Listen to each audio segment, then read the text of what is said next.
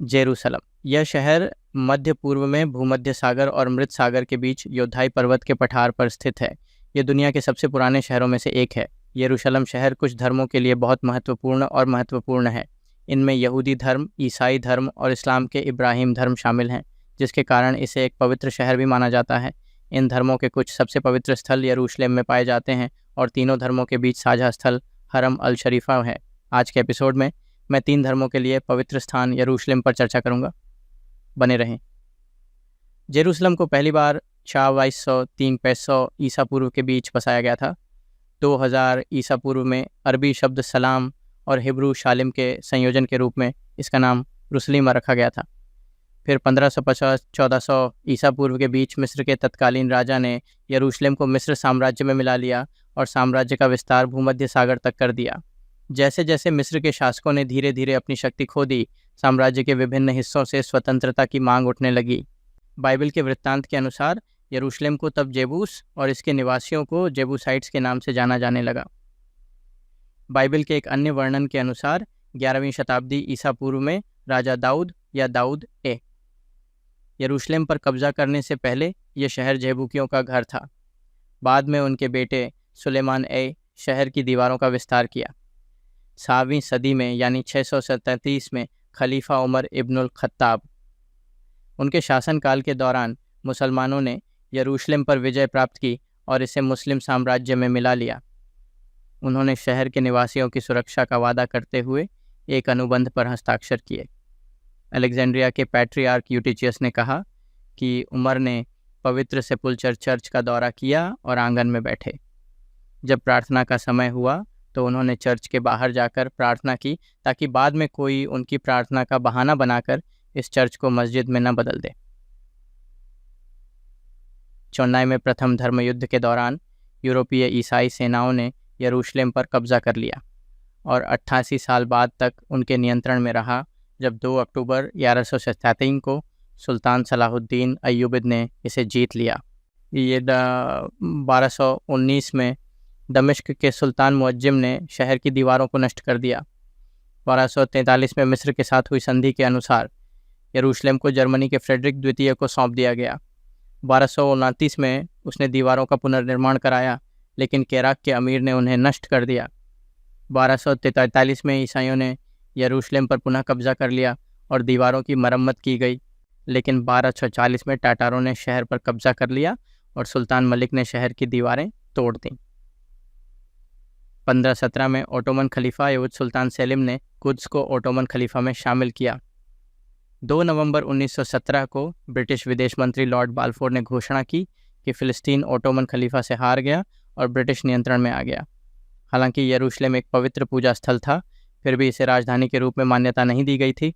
अंग्रेज़ों ने इसे पहचान लिया और इसके साथ ही नए संघर्ष का प्रसंग शुरू हो गया।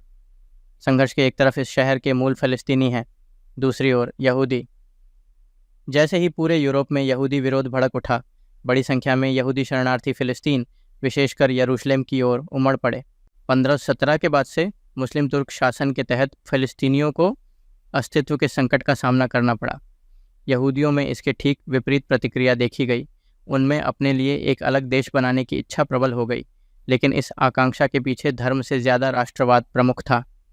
फ़िलिस्तीनियों और रूस तथा पूर्वी यूरोप के यहूदियों के बीच संघर्ष का क्षेत्र धीरे धीरे बढ़ता गया। फ़िलिस्तीनियों ने अपना स्वयं का राष्ट्रवाद बनाया, जिसका नेतृत्व प्रमुख फ़िलिस्तीनी परिवार करते थे। एक के बाद एक दंगे और खून खराबा शुरू हो गया।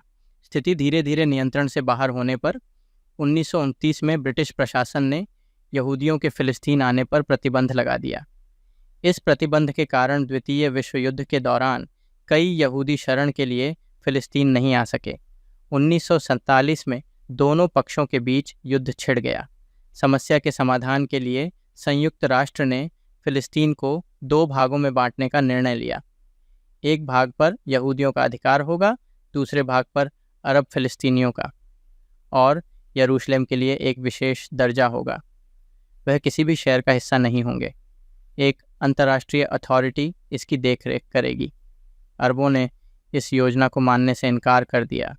यहूदियों ने अगले दिन अपने कब्जे वाले क्षेत्र को एक स्वतंत्र देश घोषित कर दिया। यरूशलेम का पश्चिमी भाग उनके हाथ में रहा। शहर के पुराने हिस्से समेत पूर्वी हिस्से पर जॉर्डन ने फ़िलिस्तीनियों का कब्ज़ा कर लिया है। लाखों फ़िलिस्तीनी विस्थापित हैं। 1948 में जब ब्रिटिश सेना वापस ले ली गई तो उसी वर्ष 14 मई को डेविड बेंगुरियन के नेतृत्व में इज़राइल राज्य की स्थापना की गई और इज़राइल ने पश्चिमी यरूशलेम पर कब्ज़ा कर लिया। उसके बाद कई दिनों तक किसी भी पक्ष की ओर से यरूशलेम पर अधिकार की कोई मांग नहीं की गई। जॉर्डन के शासक राजा अब्दुल्ला प्रथम अपनी राजधानी को यरूशलेम से अम्मान ले जाने में बहुत व्यस्त थे। दूसरी ओर अंतर्राष्ट्रीय दबाव के कारण इज़राइल के शासकों ने यरूशलेम में रुचि नहीं दिखाई, बल्कि तेल अवीव, हाइफा, एस्केलॉन जैसे शहर विकसित होने में लगे थे। इज़राइल के शासन के पहले 2 दशकों में समाजवाद में विश्वास करने वाले नेता अधिक संख्या में और प्रभावशाली थे। इन नेताओं को यह समझ में आया कि भले ही यरूशलेम पर दावा किया जाए या वहां राजधानी बनाई जाए, फिर भी अधिकार बनाए रखना मुश्किल होगा। अंतर्राष्ट्रीय समुदाय भी यरूशलेम को भूल गया और तेल अवीव में दूतावास खोलने लगा। हालांकि अरब इज़राइल संघर्ष जारी है। जून 1966 में स्थिति गंभीर हो गई। मिस्र के तत्कालीन शासक जमाल अब्देल नासिर ने तिरान जल्द मरूमदेह के माध्यम से इजरायली शिपिंग को रोक दिया। सेना मिस्र इजराइल सीमा पर एकत्र हुई। नासिर का इरादा डराने धमकाने का था, लेकिन अचानक इजराइल ने जवाबी हवाई हमला कर सब कुछ उलट पलट कर रख दिया।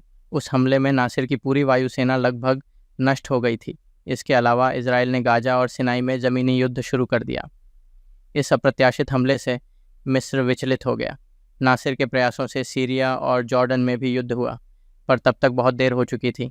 6 दिवसीय युद्ध के अंत में इजराइल ने मिस्र से गाजा और सिनाई, सीरिया से वेस्ट बैंक और गोलान हाइट्स पर कब्जा कर लिया।